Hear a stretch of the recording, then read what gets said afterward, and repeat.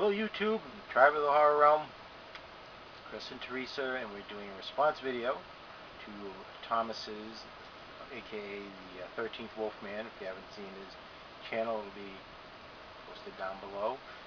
He's a fantastic YouTuber, big fan of all types of films, but certainly a big horror fan. And he's doing a top 5 series where he's throwing out what is your top 5 in the blank. And the first one is top 5 horror films that you would suggest to a horror virgin. You know what that means, don't you, honey? No.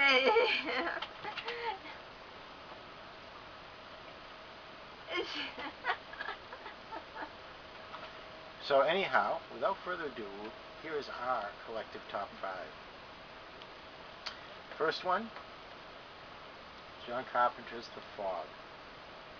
Pretty much just a good old-fashioned ghost story. Little bits of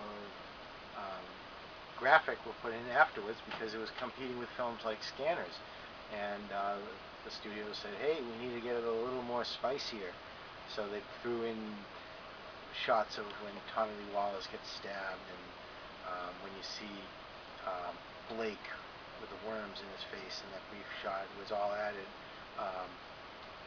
as post-production stuff.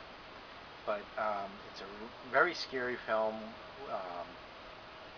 with simple jump scares, but it tells a really cool story right from the beginning with the little things with Houseman, who just creeps all the kids out with a slow tail, and the nice fade from black when Hal Holbrook character comes out of the shadows and frightens Janet Leigh. You know, it's just subtle things that just made it a really good overall film, and not overly gory. And I think that's the thing with a lot of horror virgins. You can't show them stuff that's going to shock their hair white, or if their hair is already white, make it fall out.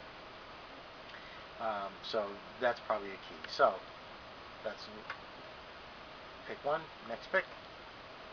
Okay, we don't have a copy of this movie, but it's Ghostbusters.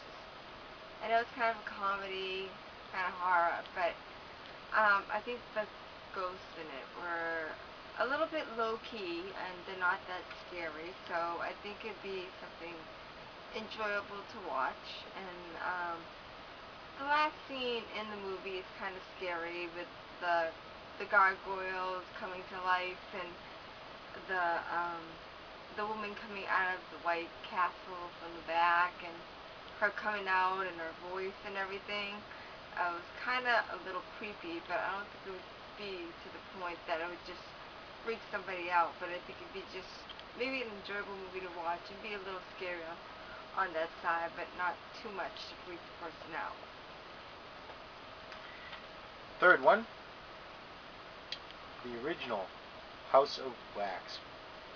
It's a great chance for people to be introduced to Vincent Price if they have never seen him before.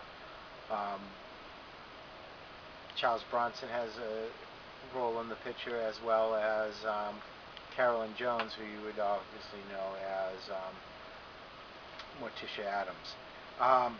But again, this is a great film to introduce someone to. It's frightening. There's tension, suspense. So I think this would be something that, and again, it's not overly gory.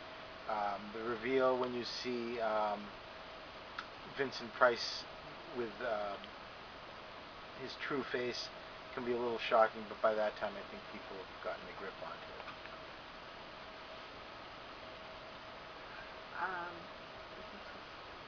You're up to 4?